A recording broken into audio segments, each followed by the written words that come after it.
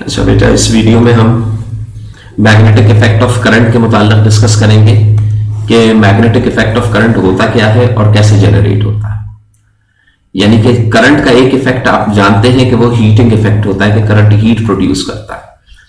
इस हीट के अलावा दूसरा इफेक्ट अगर आप देखते हैं तो वो मैग्नेटिक इफेक्ट कहलाता है। यानी कि जब करंट किसी वायर में से फ्लो करेगा तो इनसाइड द वायर अगर जब भी करंट फ्लो हो रहा होगा तो उस वायर के अक्रॉस, उस वायर के इर्द गिर्द आपके पास क्या होगा, इसके यहां पर इस जगह पर आपके पास उसके अक्रॉस वायर के आपके पास कौन सी फील्ड बनने लगेगी? मैग्नेटिक फील्ड जनरेट होगी। मैग्नेटिक फील्ड जनरेट होगी। अब ये जो मैग्नेटिक फील्ड जनरेट हो रही है ये कब जनरेट होगी? When we pass the current and the magnitude और the amount of that field depends upon the amount of current. जितना ज्यादा करंट पास हो रहा होगा, मोर करंट इज देयर, तो इट मीन्स के more strength of the field आपको यहां पे क्या होगी, उतनी पावरफुल फील्ड जो होगी वो अक्रॉस द कंडक्टर आपको यहां पे क्या हो रही होगी, मिल रही होगी। और जितना कम करंट रखेंगे, जितना लेस अमाउंट ऑफ करंट होगा, उतनी ही वीकर फील्ड जो होगी वो जनरेट होगी। अगर मैं करंट को रिमूव कर दूं, खत्म कर दूं, तो फील्ड भी क्या हो जाएगी, रिमूव हो जाएगी। तो फील्ड की स्ट्रेंथ जो होगी या फील्ड की जो पावर होगी, that depends upon what, the amount of current. जितना ज्यादा करंट, फील्ड भी उतनी ही ज्यादा, और जितना कम करंट, फील्ड भी उतनी ही कम। तो पहले तो ये चीज समझ लेने की जरूरत है कि फील्ड जरूर मौजूद है कि whether current is moving in upwards direction or current is moving in the downwards direction, there would be a field across that conductor, इस कंडक्टर के इर्द गिर्द होगी। अब खास बात यह है कि इसमें दो चीजें जहन में रखनी है। अगर आपके पास वायर स्ट्रेट है तो उसकी फील्ड स्ट्रेट के अगेंस्ट कैसे बनेगी? सर्कुलर। यानी कि सीधे तार में जो फील्ड बन रही होगी, अगर मैं इसको यहां पर फील्ड्स के इन दोनों पॉइंट्स को मैं रिमूव कर दूं तो आप देखेंगे कि if the current is moving upwards direction, तो फील्ड जो होगी वो इसके अक्रॉस जो बन रही होगी वो कैसे बनेगी? सर्कुलर, ऐसे गोल दायरे में बनेगी, गोल डायरेक्शन में बनेगी। ठीक है, यानी कि ये सिलेंड्रिकल शेप, सर्कुलर भी कह ले और इसको सिलेंड्रिकल भी कह सकते हैं हम। सिलेंड्रिकल शेप होने का मतलब क्या है कि ये एक पूरा एक बड़ा सा सिलेंडर टाइप का बन जाएगा हाइपोथेटिकल, जो कि इस पूरे वायर के अक्रॉस, अगर मैं इस वायर को आपको फ्रंट से दिखा रहे हैं, अगर मैं इस वायर को टॉप से देखूं तो देखिए ये वायर है, इस वायर के अंदर करंट इज मूविंग अपवर्ड्स। अगर आपकी तरफ करंट आ रहा है ऊपर की तरफ, तो if I am placing here a dot, अगर मैं यहां पे क्या चीज अप्लाई करूं, एक डॉट अप्लाई कर दूं ऐसे करके, तो इसका मतलब क्या है कि डॉट शोज के current is moving upwards direction. Current जो है वो कहां आ रहा है? अपवर्ड आ रहा है, ऊपर की तरफ आ रहा है। ठीक है, and if we are placing a wire in such a way कि if I am making a cross here, अगर मैं क्या चीज बनाऊं, क्रॉस बनाऊं, तो क्रॉस का मतलब क्या होगा कि करंट इज मूविंग डाउनवर्ड्स, नीचे की तरफ जा रहा है, करंट इज मूविंग डाउनवर्ड्स। अब समझने की बात है कि अगर आपके पास फील्ड जो है, if current is moving upwards, the field should be in the form of cylindrical or the circular field will be formed.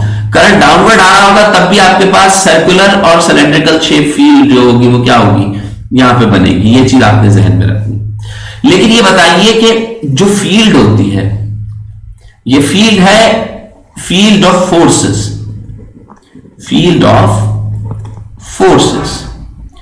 तो जो फोर्सेस की फील्ड होती है, तो फोर्स की एक सर्टेन डायरेक्शन होती है। फोर्स की क्या होती है? डायरेक्शन होती है। अब बताइए, अगर कोई चीज सर्कल के अंदर घूम रही है, ये एक सर्कल है, अगर कोई चीज इस सर्कल में घूम रही है तो सर्कल में उसके घूमने की दो डिफरेंट डायरेक्शंस बन सकती हैं।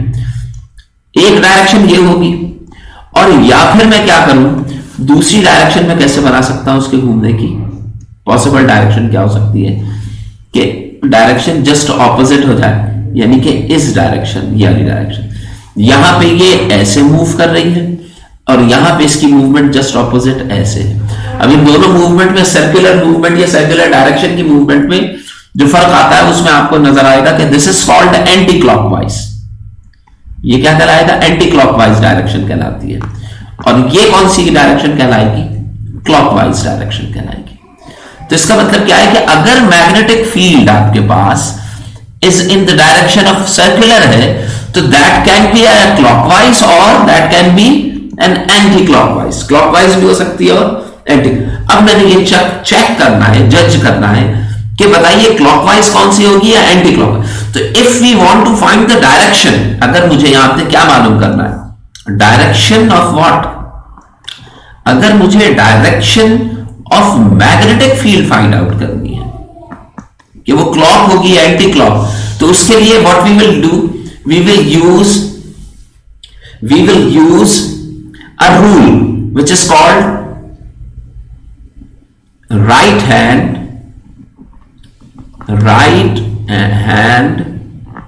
thumb rule।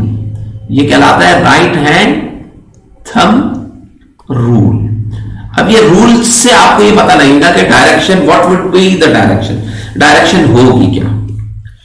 अब देखिए थंब रूल आपको ऐसे बताएगा कि एक चीज तो अपने जहन में ये बनाइएगा कि if current is moving in upwards direction, ऊपर की तरफ जा रहा है, तो सपोज के फील्ड जो है उसकी एक सर्टेन डायरेक्शन है, क्लॉक है या एंटी क्लॉक है। If we change the direction of the current, then the direction of the field is also going to be changed. यानी कि अगर यहां पे सपोज क्लॉक बन रहा है, तो डाउनवर्ड डायरेक्शन में इसकी डायरेक्शन क्या हो जानी चाहिए, एंटी क्लॉकवाइज। यानी कि डायरेक्शन का क्या हो जाना चाहिए, मैग्नेटिक फील्ड की डायरेक्शन का चेंज आना चाहिए। आप जरा यहां पे देखिएगा, एक वीडियो है जिसके अंदर इसकी डायरेक्शन को फाइंड आउट करने के लिए thumb, right hand thumb rule यहां पे एक्सप्लेन किया है, जरा इसको सुनिएगा।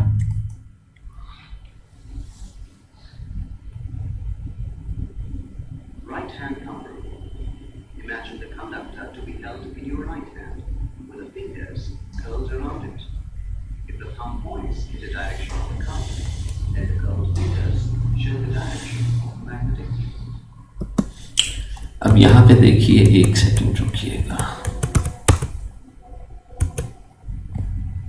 एक मिनट मेरा बेटा, यहाँ पे हम जो है वो करने जा रहे हैं। एक सेकंड रुकिएगा, तो ये बोर्ड ऑन कर लूँ मैं, तो फिर मैं इसी पे ही आपको समझा दूंगा कि ये कैसे है। चलें देखिए भाई, यहाँ पे आप ये देखिए कि this is the conductor in which current is flowing in this direction. ये कंडक्टर है और कंडक्टर के अंदर करंट जो है वो इस डायरेक्शन में आई फ्लो कर रहा है। This is the flow of current, यानी कि ये टर्मिनल पॉजिटिव होगा, ये नेगेटिव होगा, तभी डिफरेंस ऑफ पोटेंशियल से current is moving from positive to negative. Now this would be the direction of what, current, I की डायरेक्शन हो गई। Now what you will do, you will basically grab the conductor in such a way कि your thumb points the direction of what, आपका thumb जो है वो direction of current को indicate कर रहा है। आपने कंडक्टर को ऐसे पकड़ना है कि आपका अंगूठा जो है वो करंट की डायरेक्शन में या कंडक्टर की डायरेक्शन में या करंट की डायरेक्शन में, अगर करंट ऐसे जा रहा है तो आप यू पकड़ेंगे। और ये याद रखें कि that should be a right hand, left नहीं होना चाहिए। ये कौन सा हैंड होना चाहिए, राइट होना चाहिए। तो थंब इंडिकेट्स है। अभी बताइए, if current is moving in this direction, तो you will have to change the direction. अब आपने अपने अंगूठे को इधर नहीं बल्कि इसको उल्टा पकड़ना पड़ेगा, डायरेक्शन ऑफ थंब अगेंस्ट हो जाएगा। तो अभी आप क्या कर रहे हैं कि आपने इस डायरेक्शन में पकड़ा, now your finger is moving और the curling of the finger is in this direction. ये जो फिंगर की जो मूवमेंट है वो पीछे से आगे की तरफ है। समझ में आ रही है बात, यानी कि इस डायरेक्शन में फिंगर्स कर्ल कर रही हैं। फिंगर्स कर्ल करने का मतलब क्या है कि कर्लिंग फिंगर्स की इस डायरेक्शन में हो रही है।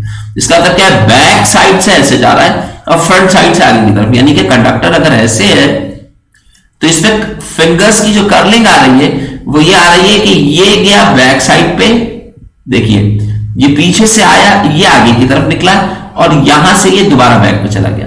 अब जब देखिए ये पीछे से आ रहा है तो ये इस डायरेक्शन में आ रहा है और आगे से जो ट्रैवल कर रहा है वो सामने से ऊपर की तरफ से जा रहा है। यानी कि डायरेक्शन ऑफ फ्लो जो है वो कुछ इस डायरेक्शन के अंदर चल रहा है। So that is how we can say that if we are talking about this direction, so this direction would be the direction of magnetic। ये आपके पास किसकी डायरेक्शन होगी, मैग्नेटिक फील्ड की डायरेक्शन होगी। अब मैं इस डायरेक्शन को क्लॉकवाइज कहूंगा या इस डायरेक्शन को मैं एंटी क्लॉकवाइज कहूं। अब काउंटर क्लॉक या एंटी क्लॉक या क्लॉकवाइज डायरेक्शन होगी या नहीं, ये बाद में डिस्कस किया जाएगा। लेकिन अभी सिर्फ समझने के लिए क्या है कि this would be the direction, that is how we can make the direction of, और we can select the direction of magnetic field. If you know the direction of current, you just place your thumb in the direction, then the curling finger basically represents the direction of the flow of the current. सुनिए, अब जरा देखिएगा एक second.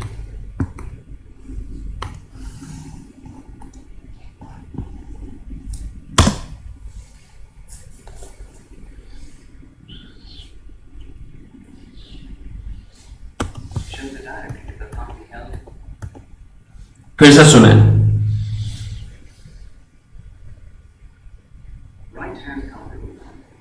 Imagine the conductor to be held in your right hand, with the fingers curled around it. If the thumb points in the direction of the current, then the curled fingers show the direction of magnetic field. अच्छा भाई, अभी इसके बाद अगर हम देखें तो यहां पे आपको ये चीज समझ में आएगी जो हम यहां पे डिस्कस कर रहे थे. अब मैंने ये चेक करना है कि ये डायरेक्शन क्लॉकवाइज है या anti clockwise. In order to check it, अगर मैं कंडक्टर को यहां पे जो मैंने आपको समझाया था कि if I am placing a conductor in such a way कि current is moving in the upward direction. ये एक पेपर है, इसके ऊपर मैंने बिल्कुल वर्टिकली इस कंडक्टर को प्लेस कर दिया है. ऊपर डॉट बनाने का मतलब क्या है कि करंट नीचे से ऊपर की तरफ आ रहा है, अपवर्ड्स आ रहा है करंट. अपवर्ड्स क्या चीज है आपके पास? करंट है. तो मैंने बताया राइट हैंड. अब आप राइट हैंड रूल रखेंगे, आप अपने थंब को इस राइट हैंड की डायरेक्शन में, यानी कि ये अगर पेपर है तो इस पेपर के ऊपर अपने थंब को बिल्कुल वर्टिकली रखेंगे ऊपर की तरफ. जब आप अपने राइट हैंड के थंब को ऊपर की तरफ रखेंगे और अपनी फिंगर्स को कर्ल करेंगे तो कर्लिंग ऑफ फिंगर इस डायरेक्शन में आएगी. तो इसका मतलब क्या है कि direction of flow of magnetic field जो होगी वो इस डायरेक्शन में आ रही होगी. यानी कि ऐसे आपके पास कौन सी फील्ड बन रही होगी? मैग्नेटिक फील्ड बन रही होगी. यानी कि if you place your finger where your thumb indicates in the upwards direction, तो जो कर्ल करेंगे आप फिंगर राइट हैंड को घुमाएंगे वो कर्लिंग इस डायरेक्शन में होगी. अब ये बताइए, if current is moving upwards, यहां पे अगर मैं लिखूं कि करंट जो है वो क्या है? अपवर्ड्स है, तो डायरेक्शन ऑफ ये क्या है? करंट है आई. तो डायरेक्शन ऑफ फील्ड क्या होगी? Direction of field. अब ये बताइए, इसको देख के मैं बता सकता हूं कि ये क्लॉक होगी या एंटी क्लॉक होगी. तो अब आप इस केस में देखें तो ये फील्ड क्या बन रही है? Anti clockwise. यहां पे डायरेक्शन ऑफ फील्ड को मैं क्या कहूंगा कि दैट इज एंटी क्लॉकवाइज, ये उल्टा घूमना. और अगर मैं इसको रिवर्स कर दूं कि if I am placing a conductor here and apply a cross here, तो it means current is moving inside the paper. Inside paper यानी कि जो जिस पेपर के ऊपर आपने कंडक्टर को रखा है उसके अंदर करंट जो है वो ऊपर से नीचे की तरफ जा रहा है. तो अब इनसाइड द पेपर क्या? ऊपर से नीचे की तरफ. तो इसका मतलब क्या है कि आप अपना अंगूठा खोलेंगे और इस निशान के ऊपर अपना अंगूठा वर्टिकली इस पॉइंट के ऊपर अपना जो थंब है उसको आप प्लेस करेंगे.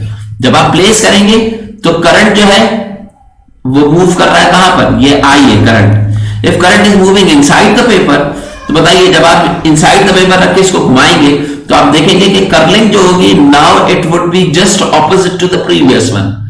अब पहले के मुकाबले में बिल्कुल क्या हो जाएगी? ऑपोजिट. ऑपोजिट हो जाने का मतलब क्या है कि अब मूवमेंट जो होगी वो यहां से इस तरफ होगी और यहां से इस तरफ आ जाएगी, इधर से इधर और इधर से इधर. जिसका मतलब क्या है कि now the direction of field जो आपके पास एफ आएगी that would be clockwise direction. अब यहां पे क्या हो गई? डायरेक्शन ऑफ फील्ड क्या हो गई? क्लॉकवाइज. तो in order if we change, अगर मैं क्या चीज चेंज कर दूं? Direction of flow of current, then the direction of magnetic field is going to be change. Upwards direction है और अगर एंटी क्लॉकवाइज आ रही है, जैसे ही मैं डायरेक्शन को डाउनवर्ड्स करूंगा, इनसाइड द पेपर करूंगा, वैसे ही डायरेक्शन ऑफ मैग्नेटिक फील्ड भी अचानक चेंज होगी और वो किस में ट्रांसफॉर्म हो जाएगी? क्लॉकवाइज में ट्रांसफॉर्म हो जाएगी. So this is the method by which we can find the clockwise and anti clockwise direction of the. अब एक चीज और समझिएगा, सपोज के दिस इज अ वायर और इस वायर के अंदर करंट जो है वो ऊपर की तरफ आ रहा है. ना जो इसके अक्रॉस मैग्नेटिक फील्ड बन रही है वो ऐसे बन रही है. ये पहली, ये दूसरा सर्कल, ये तीसरा सर्कल. अच्छा, करंट ऊपर की तरफ आ रहा है, इसको कर्ल करेंगे तो आपके पास डायरेक्शन कुछ इस तरीके से, यहां पे सारे ऐसे आएंगे और यहां पे वापस इस फॉर्म में आ रहे होंगे सारे, तो ये ऐसे रोटेट कर रहा होगा। अब आप ये बताइए कि if I am taking a point A here, point B here और पॉइंट सी हियर, तो if we talk about the strength of the field, अगर मैं क्या करूं, फील्ड की स्ट्रेंथ की बात करूं, तो तुमको ये पता चलेगा कि the point which is closer to the conductor, वो पॉइंट जो कि कंडक्टर से करीब होगा, उसकी स्ट्रेंथ ऑफ द फील्ड या पावर जो होगी वो ज्यादा होगी। If you are moving away, अगर आप दूर होते चले जाएंगे तो स्ट्रेंथ ऑफ द फील्ड भी क्या होती जाएगी, कम होती जाएगी। और अगर आप बहुत दूर चले गए तो हो सकता है कि स्ट्रेंथ या इंटेंसिटी क्या हो जाए, जीरो हो जाए। समझ में आ रही है बात? तो इसका मतलब क्या है कि if there is a point which is closer to the conductor, so at that point you will find more strength of that field, and if you are moving away from the conductor, the strength of the field that becomes weaker and weaker. So that is one more important point कि जैसे जितना ज्यादा आप conductor के close होंगे strength of the field उतनी ज्यादा, और जितना दूर स्ट्रेंथ ऑफ द फील्ड उतनी ही कमजोर हो जाएगी। यहां तक आपके पास है। अब देखिए, अब सबसे अहम चीज अब हम देखने के लिए जाएंगे, और वो क्या होगी, वो ये है कि अब हम एक इंपैक्ट यहां पे और डिस्कस करेंगे, और वो इंपैक्ट होगा किस चीज का। देखिए, वो इंपैक्ट बहुत ही सिंपल सा है कि अब आप ये बात जानते हैं कि if we are placing, if we have two wires, ये पहला वायर है, and if I am passing current in the upwards direction, अगर मैं इसमें कहां करंट पास करूं, अपवर्ड डायरेक्शन, तो इस वायर के अक्रॉस क्या बनेगी, फील्ड बनेगी। बताइए, जब इसके वायर के अक्रॉस फील्ड बनेगी तो वो फील्ड की डायरेक्शन अगर मैं यहां पे बनाता हूं तो फील्ड इस तरीके से बन रही होगी, ठीक है। और अगर मैं एक और वायर लेता हूं और उस वायर के अंदर करंट को मैं पास कर रहा हूं किस डायरेक्शन में, डाउनवर्ड्स डायरेक्शन में ये करंट पास हो रहा है, तो आप जानते हैं कि इसकी जो फील्ड बनेगी वो इसके ऑपोजिट बनेगी, इस डायरेक्शन। लेकिन अब यहां पे फील्ड इस डायरेक्शन में आ रही है, क्लॉक या एंटी क्लॉक इस तरीके से सामने से देखते हुए बताना खासा मुश्किल होगा। उसके लिए जरूरी है कि you will observe this situation in the upwards direction. ऊपर से जब आप जज करेंगे ना आपको समझ में आ जाएगा। मसलन अगर मैं इसकी फिगर बनाता हूं तो देखिए, मैं फिगर कैसे बनाऊंगा, अगर मैं इसे ऊपर से जज कर रहा हूं तो देखिए कंडक्टर ये ऊपर से है, करंट नीचे से, अगर आप इस कंडक्टर को ऊपर से देख रहे हैं और करंट नीचे से आपकी तरफ आ रहा है, तो what you will do, you will apply a dot here, dot shows के current is moving in upwards direction, सही। अब ये बताइए, अगर मैं अपने थंब को यहां पे रखता हूं तो यहां पे ये बनेगी आपके पास मैग्नेटिक लाइन ऑफ फोर्सेस, ये पहली, फिर ये दूसरी, और फिर ये तीसरी मैग्नेटिक लाइन ऑफ फोर्स। इसी तरीके से अगर मैं दूसरा कंडक्टर यहां पे प्लेस करूं and current is moving in the downwards direction, तो मुझे यहां पे क्या अप्लाई करना पड़ेगा, क्रॉस। अब यहां पे बताइए कि जब ये इसको मैं करूंगा, इसको मैं राइट हैंड से घुमाऊंगा, तो ये यहां पे भी ये वाला आएगा निशान, यहां पर भी ये और यहां पे, यानी कि काउंटर क्लॉकवाइज, ये जो है ये काउंटर क्लॉकवाइज डायरेक्शन के अंदर मूवमेंट होगी। जबकि मैं यहां देखता हूं तो देखिए, ये फर्स्ट हुआ, ये सेकंड हुआ, ये थर्ड हुआ, और इसको आप कह लें ये हो गया फोर्थ वन। इसी तरीके से रेड में यहां पे आप कह लें ये क्या हो जाएगा, फोर्थ वन, ठीक है बेटे। आप ये बताइए कि now how many fields are there, now there are two different fields. Now in this direction if we are applying the cross here, तो क्रॉस अंदर की तरफ जाएगा, तो यहां पे डायरेक्शन इसके जस्ट क्या हो जाएंगे, ऑपोजिट, यानी कि यहां पे नीचे की तरफ क्लॉकवाइज में आप मूवमेंट आएगी। ये सारे क्लॉक होंगे और यहां से भी ये क्लॉक होंगे, ऐसे घूम के ऊपर की तरफ, जैसे घड़ी चलती है ये बिल्कुल वैसे ही चल रहा होगा। अब आप देखिए, अब जो पॉइंट आ रहा है जो कि बहुत ही इंपॉर्टेंट पॉइंट है, वो ये है कि याद रखें कि the force is going to be applied हमेशा फोर्स अप्लाई होती है कब? when two fields are interacting with each other. अगर आपके पास दो फील्ड्स आपस में क्या करें? इंटरएक्ट करें, आपस में टकराएं, तो फिर क्या चीज अप्लाई होती है? फोर्स अप्लाई होगी उस पोजीशन या उस लोकेशन पे। तो अब आप ये देखिए कि ये फर्स्ट, इसका मतलब क्या? इंटरैक्ट करने का मतलब क्या है कि you must have how many fields? Two fields. अभी बताइए, if we are having two conductors, तो with the help of these two conductors we can generate two different fields. एक आपके पास रेड कलर में, एक आपके पास ग्रीन कलर में। And when these two fields are striking with each other, interact with each other, एक दूसरे से जब स्ट्राइक करेंगी, टकराएंगी, तो टकराने में वो क्या चीज जनरेट कर रही होंगी? अपने टकराने की जगह पे वो क्या चीज जनरेट करेंगी? Force generate. Now there are two types of forces. Force can be attractive, attractive भी हो सकती है, और ये फोर्स अगर अट्रैक्टिव हुई तो ये दोनों तार जो हैं, वायर्स जो हैं, ये एक दूसरे से क्या आ जाएंगे? क्लोज आ जाएंगे। And if this force is repulsive one, अभी ये मैं आपको बताऊंगा कि रिपल्सिव कैसे हो सकती है, तो ये दोनों तार एक दूसरे से क्या होंगे? दूर चले जाएंगे। अब मैंने ये जज करना है कि ये अट्रैक्टिव है या रिपल्सिव। तो अब आप यहां पे ये देखिए कि इस एरिया में दोनों फोर्सेस की डायरेक्शन सिमिलर, यहां पर भी दोनों फोर्सेस की डायरेक्शन क्या है? सिमिलर। यानी कि पहली फोर्स भी आगे है, दूसरी फोर्स भी ऊपर, तीसरी भी ऊपर, चौथी भी, यानी कि डायरेक्शन आपके पास क्या आ रही है? सेम आ रही है डायरेक्शन। अगर डायरेक्शन फोर्सेस की सेम हो गई तो इसका मतलब क्या है कि इनकी नेचर क्या है? सेम है। अभी बताइए, सेम फोर्सेस, सेम नेचर की फोर्सेस जो हैं वो एक दूसरे को हमेशा क्या करेंगी? रिपल करेंगी। तो रिपल्जन होने का मतलब क्या है? क्योंकि इनकी नेचर इस रीजन में सेम हो गई है, तो ऐसी सूरत में ये एक दूसरे को क्या करेंगे? रिपल करेंगे। इनके दरमियान में कौन सी फोर्स बिल्डअप होगी? Repulsive force. यानी कि if we have two wires and in both the wires if current is moving in opposite direction, एक में ऊपर जा रहा हूं, एक में नीचे आ रहा हूं, तो you will find that these two wires having a repulsive force between them, और इन दोनों के दरमियान में force of repulsion, magnetic field जो है वो फोर्स ऑफ रिपल्जन जनरेट कर देगा, एक दूसरे को रिपेल कर देगा। यहां तक बात समझ में आई? Now if I am taking these two wires in such a way कि both wires are the positive, यानी कि यहां पर इसके अंदर भी करंट इनवर्ट जा रहा है अंदर की तरफ, और इसमें भी करंट क्या कर रहा है? इनवर्ट जा रहा है। दोनों की direction of flow of current क्या है? सेम है। अब ये बताइए, इस इनवर्ट्स का मतलब क्या है? कि क्लॉकवाइज। तो इन सब में क्या होगा? क्लॉकवाइज होगा। ये थर्ड वन हुआ, और ये हुआ फोर्थ वन। अच्छा, इसको हम ग्रीन में बना लेते हैं। ये फर्स्ट,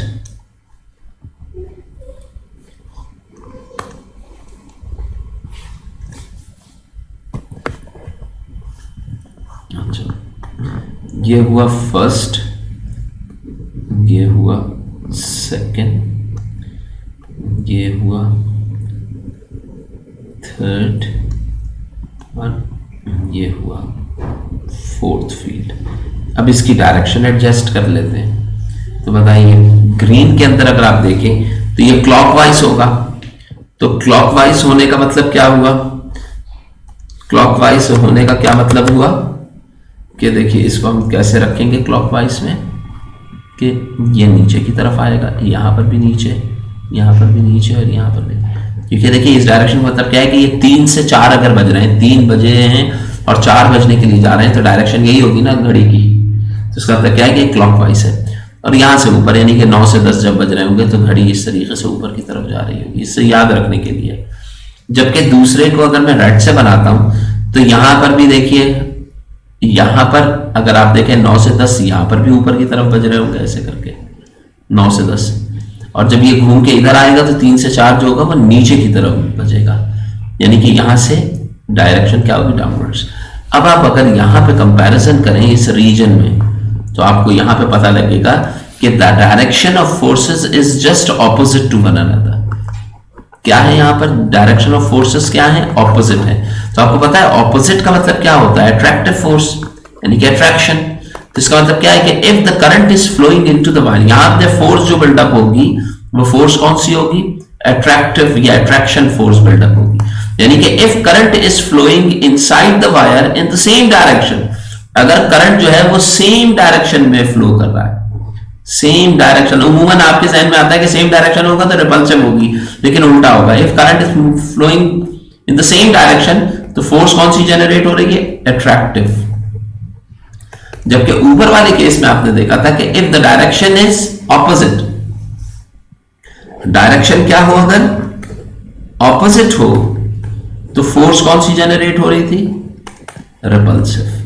तो ये आपने अपने जहन में अच्छी तरीके से बिठा लेना है कि अट्रैक्टिव फोर्स कब होगी और रिपल्सिव फोर्स कब होगी। अच्छा, अगर हम इससे आगे चलते हैं तो नेक्स्ट टॉपिक जो बहुत ही इंपॉर्टेंट है वो ये है कि अब हम जो टॉपिक पढ़ने के लिए जा रहे हैं, अभी तक जितनी चीजें हमने डिस्कस की हैं इसी की एक सर्टेन एप्लीकेशन हम डिस्कस करने जा रहे हैं, और वो बहुत ही जबरदस्त किस्म की एप्लीकेशन है। और वो है क्या कि now we are going to discuss three different things. अब वो है क्या क्या है? ये कि suppose we are having the magnetic poles north and south, and both the poles are placing just in front of each other. ठीक है? Now magnetic line of force is traveling from north to south in such a way. ये magnetic line of forces मैंने north से south की तरफ यहां पे draw कर दिया। ठीक है? तो बताइए भाई, एक फर्स्ट फील्ड जो है, फील्ड नंबर 1 यहां पे आपके पास जनरेट हो गई। Now what we are doing, we are taking a wire, copper wire, and we are placing this wire inside the magnetic field. ये जो परमानेंट मैग्नेट्स लगे हुए हैं इसके अंदर मैं क्या कर रहा हूं कि एक वायर को प्लेस कर रहा हूं और उस वायर को मैं इसके अंदर ऐसे प्लेस कर देता हूं। अच्छा देखिए, मैंने पिछले लेक्चर में आपको बताया था कि ये जो वायर है, अगर मैं इस वायर को कॉपर का वायर ले लेता हूं तो आप जानते हैं कि कॉपर जो है वो नॉन फेरोमैग्नेटिक सब्सटेंस है और किसी भी किस्म की अट्रैक्शन रिपल, यानी कि तार को अगर मैं यहां पे रखूंगा ना तो इस मैग्नेटिक फील्ड का इस वायर के ऊपर नो इंपैक्ट, नो इफेक्ट, किसी भी किस्म का कोई अट्रैक्टिव या रिपल्सिव इफेक्ट जो होगा वो यहां पे आपको नहीं मिलेगा। तार बिल्कुल सीधा स्ट्रेट खड़ा होगा इनसाइड द फील्ड। यहां तक बात समझ में आई? Now what we will do, we will pass current inside that wire, through that wire. अब अगर मैं इसमें से करंट पास करता हूं इन अपवर्ड्स डायरेक्शन, ऊपर की तरफ से, जब मैं करंट ऊपर की तरफ से इसमें करूंगा तो अब आप ये बात जानते हैं कि when we pass the current तो across this conductor what will happen, the magnetic field, electromagnetic field is going to be generated here. तो इसका मतलब क्या हो गया कि now we have how many fields? We have two different field.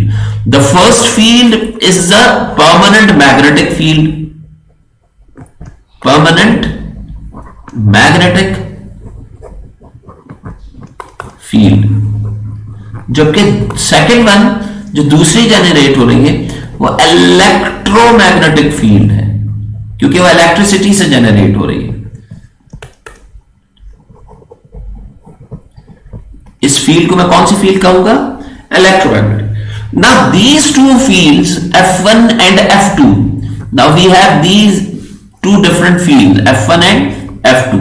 Now these two field interact with each other, एक दूसरे से क्या करेंगी? इंटरैक्ट करेंगी, एक दूसरे से टकराएंगी। जब ये फील्ड आपस में टकराएंगी तो बताइए फील्ड्स की इंटरैक्शन से क्या चीज जनरेट होती है? Force is going to be generate. जब ये दोनों फील्ड्स आपस में टकराएंगी तो इन फील्ड्स की वजह से क्या चीज बिल्डअप हो जाएगी? फोर्स बिल्डअप होगी। अब आप ये बताइए कि फोर्स जब बिल्डअप हो रही है तो फोर्स की एक स्पेसिफाइड डायरेक्शन होनी चाहिए कि वो डायरेक्शन क्या होगी। तो the direction of the force which is going to be applied on this, जो अब जिस डायरेक्शन में फोर्स अप्लाई होगी ये तार झटका खा के उस डायरेक्शन से क्या होगा? बाहर की तरफ निकल जाएगा। अब वो किस डायरेक्शन में बाहर निकलेगा, क्या वो अंदर की तरफ आएगा, क्या वो बाहर की, या किस डायरेक्शन में जा रहा होगा, ये जज करने के लिए हम क्या करते हैं कि इसकी जो फिगर है इसको हम थोड़ा सा चेंज करके बनाते हैं। कैसे भाई? फिगर हम ऐसे ड्रॉ करते हैं कि ये आपके पास हो गया नॉर्थ पोल और यहां पे आपके पास कौन सा पोल है, south pole. Magnetic line of forces north से किसकी तरफ चली गई, साउथ की तरफ चली गई। अब मैं इसे ऊपर से देख रहा हूं, यानी कि इसको मैं ऊपर से जज कर रहा हूं। Now we are placing the conductor inside that field, ए ऐसे प्लेस कर दिया। Current is moving in upwards direction, ऊपर की तरफ आ रहा है करंट, ए यहां पे मैंने डॉट लगा दिया, इसका मतलब क्या है, current is moving upwards direction. बताइए if we want to find the direction of magnetic field, तो डायरेक्शन ऑफ मैग्नेटिक, देखिए पहले मैं सर्कल्स बना लूं यहां पे, उनके सर्कुलर मैग्नेटिक फील्ड होगी, फिर इसकी डायरेक्शन हम क्या करेंगे, बाद में जज कर लेंगे कि क्या हो सकती है। ठीक है, यह हमने बना लिया। अब अगर मैं इसको यहां से थोड़ा सा बड़ा कर लें ताकि हमें ये दिखाई दे सही से, ठीक है। अब आप यहां पे देखें, इस वाले केस में ये magnetic field, thumb is in upward direction, तो क्लॉकवाइज होगी, एंटी क्लॉकवाइज। अगर आपसे ये पूछा जाए तो आपको लगेगा कि इसकी फील्ड जो है वो एंटी क्लॉकवाइज है, यानी कि इस डायरेक्शन में एंटी क्लॉकवाइज। ठीक है, यहां पे फील्ड जो होगी वो नीचे की तरफ आ रही होगी। अच्छा, ऊपर वाले हिस्से में फील्ड ऐसे गुजर रही होगी, तभी तो यहां तक पहुंचेगी, यूं गुजर रही होगी। ठीक है, और नीचे वाले हिस्से में एक फील्ड ऐसे गुजर रही होगी। अब जरा यहां पे ये चीज जज करने की है कि इस डायरेक्शन में फील्ड और मैग्नेटिक फील्ड ये दोनों परपेंडिकुलर है, यहां कुछ भी नहीं होगा, किसी भी किस्म की कोई फोर्स इस डायरेक्शन में अप्लाई नहीं हो सकती। क्यों? क्योंकि एक फील्ड ऐसे जा रही है, एक फील्ड परपेंडिकुलर है। इसमें इंपैक्ट जनरेट तो होगा लेकिन मिनिमम इंपैक्ट, कंसीडरेबल इंपैक्ट नहीं होगा। इसी तरीके से ये भी परपेंडिकुलर है तो यहां पर भी कंसीडरेबल इंपैक्ट नहीं आएगा, यानी कि यहां ना तो मैग्नेटिक कंडक्टर के राइट साइड पे कोई फोर्स लग रही होगी और ना ही लेफ्ट साइड पे। अब अपवर्ड डाउनवर्ड चेक करें, देखें डायरेक्शन ऑफ फील्ड यहां पे क्या है, फॉरवर्ड है, और मैग्नेटिक फील्ड की डायरेक्शन यहां पे क्या है, जस्ट ऑपोजिट है, अगेंस्ट है। अब ये बताइए कि अगर ये अगेंस्ट आ रही है तो क्या ये अगेंस्ट फोर्सेस एक दूसरे को क्या कर देंगी, कैंसल्ड आउट कर देंगी। ये क्या हो जाएंगी, कैंसिल हो जाएगी।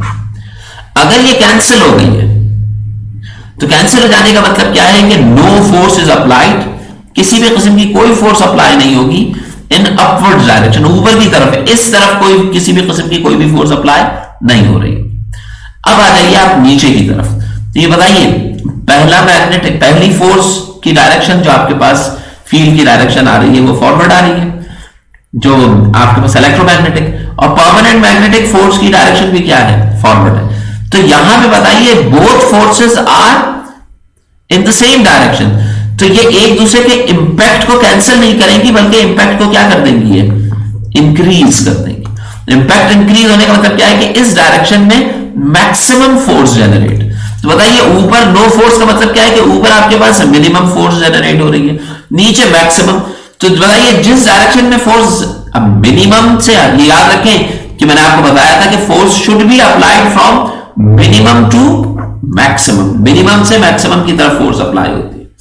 तो इसका मतलब क्या होगा कि फोर्स जो होगी वो आपके पास यहां पे मैक्सिमम रीजन आ गया है, तो यहां पे आपके पास क्या होगी, वो फोर्स जो होगी वो अप्लाई हो रही होगी। अब वो कैसे, फोर्स जब भी अप्लाई की जाती है याद रखें वो मिनिमम टू मैक्सिमम की, मैं रिवर्स बता रहा हूं आपको, हमेशा मैक्सिमम से मिनिमम की तरफ अप्लाई होती है। जैसे कि प्रेशर होगा आपके पास, तो वो प्रेशर भी क्या होता है, मैक्सिमम प्रेशर से मिनिमम प्रेशर की तरफ फोर्स। तो बताइए ये वाला हिस्सा मिनिमम है, ये वाला हिस्सा मैक्सिमम है, तो force should be applied in upwards direction, ऊपर की तरफ फोर्स, यानी कि कहां से कहां, मैक्सिमम वाले पॉइंट से, यानी कि पॉइंट ए से पॉइंट बी, यानी कि इस तरफ जो होगी वो फोर्स अप्लाई होने का मतलब क्या है, कंडक्टर के ऊपर जैसे ही तुम ऊपर की तरफ करंट करोगे ये कंडक्टर झटका खा के इसके ऊपर इस डायरेक्शन में फोर्स लगेगी और ये झटका खा के फील्ड से क्या होगा, बाहर आ जाएगा। ये कॉन्सेप्ट किस चीज का है, फोर्स का है, कि when you apply the force then the conductor, यानी कि जैसे ही आपने करंट इसमें से पास किया, करंट के अंदर जो आपने कंडक्टर यहां पे प्लेस किया था वो झटका ऊपर की तरफ उस पर फोर्स लगेगी और वो झटका खा के बाहर आ जाएगा। Now the force which is acting, देखिए मैग्नेटिक फील्ड की डायरेक्शन ऐसे, जो आपके पास परमानेंट मैग्नेटिक फील्ड है F। अच्छा, जो फोर्स लगेगी इसके ऊपर, ये फील्ड की डायरेक्शन, जो फोर्स लगेगी इसके ऊपर, वो फोर्स मैंने आपको बताया कि वो ऊपर की तरफ लग रही होगी force, this is the direction of force.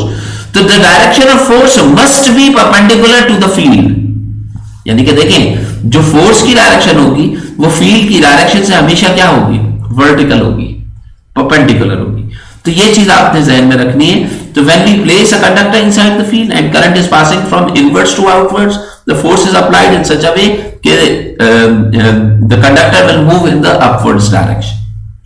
अच्छा, इसी को हम आगे चल के पढ़ेंगे, लेकिन अगर मैं ये कहूं कि if the same scenario is going to be repeated in such a way कि now the current is moving in the downwards direction, नीचे की तरफ जा रहा है। जब करंट नीचे की तरफ जाएगा तो इनकी डायरेक्शन चेंज हो जाएंगी, अपवर्ड्स हो जाएंगे, और ये वाले हिस्से क्या हो जाएंगे, डाउनवर्ड्स हो जाएंगे। अब ये बताइए कि नॉर्थ पोल से साउथ पोल की तरफ अगर आप जा रहे होंगे तो यहां से अगर अपवर्ड्स हो गए तो देखिए इनकी डायरेक्शन चेंज हो जाएगी। अब यहां पे फोर्स क्या हो जाएगी, मैक्सिमाइज हो जाएगी, और यहां पे स्ट्रेंथ क्या हो जाएगी, मिनिमम हो जाएगी। तो अब फोर्स ऊपर से नीचे की तरफ यानी कि डाउनवर्ड डायरेक्शन में लगने लगेगी। तो इसका मतलब क्या है कि if current is moving upwards, force is acting in up direction. अगर आउट ऑफ द पेपर अगर आपके पास करंट फ्लो कर रहा है तो फोर्स अपवर्ड लगेगी, और अगर inside the paper current flow कर रहा है तो फोर्स कहां लग रही होगी, डाउनवर्ड्स। यानी कि अगर मैं यहां पे लिखना चाहूं तो मैं इसको किस तरीके से लिखूंगा, देखिए बेटा, देखिए बेटा,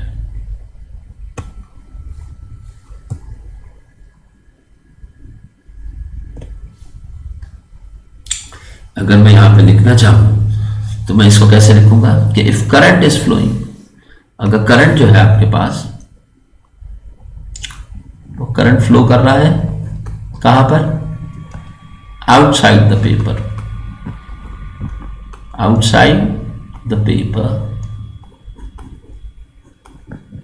ठीक है। सो जो फोर्स लगेगी वो कहां होगी, फोर्स शुड बी इन, कहां लग रही थी भैया, डॉट जो था वो हमने किधर बनाया था, देखो अब ध्यान में नहीं है, maximum to minimum upward, force should be in upwards direction, upwards, ठीक है। फोर्स जो होगी ऊपर, अगर करंट बाहर की तरफ आ रहा है तो फोर्स जो होगी वो कहां लगेगी, ऊपर की तरफ। And if current is flowing, अगर करंट जो है वो फ्लो कर रहा है inside the paper, inside the paper, so force जो लग रही होगी उस वक्त वो कैसे लगेगी, फोर्स इन डाउनवर्ड्स डायरेक्शन में अप्लाई, नीचे की तरफ अप्लाई होगी। यानी कि जैसे ही मैं करंट ऊपर से नीचे की तरफ भेजूंगा ये झटका खा के बाहर आ जाएगा, और जैसे नीचे से ऊपर जाए तो ये झटका खा के ऊपर चला जाएगा।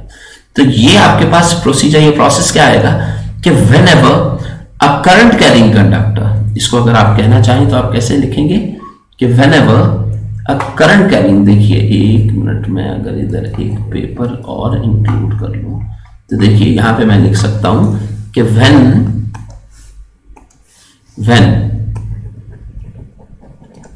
a current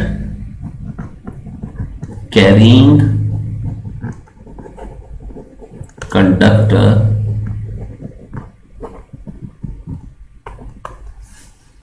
is placing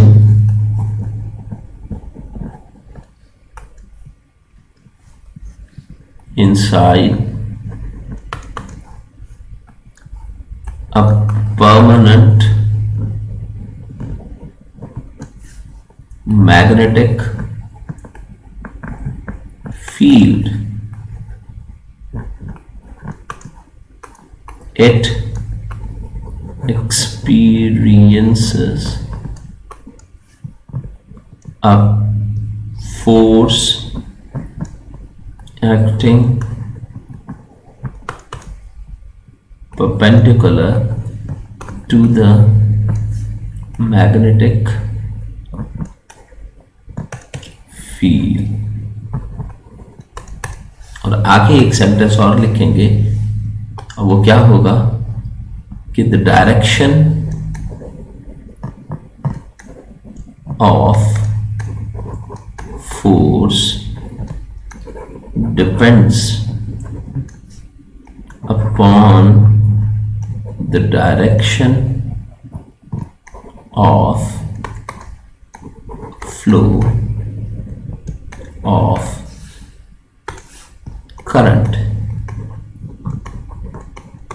जो direction of flow of current होगा उसके ऊपर क्या कर रही होगी, ये डिपेंड कर रही होगी। तो बस इसको हम यहीं तक रखते हैं। फिर आगे इसका एक सर्टेन रूल है जिसको हम फ्लेमिंग्स लेफ्ट हैंड रूल कहते हैं, वो फिर नेक्स्ट टाइम हम इसको कंटिन्यू करेंगे। Thank you.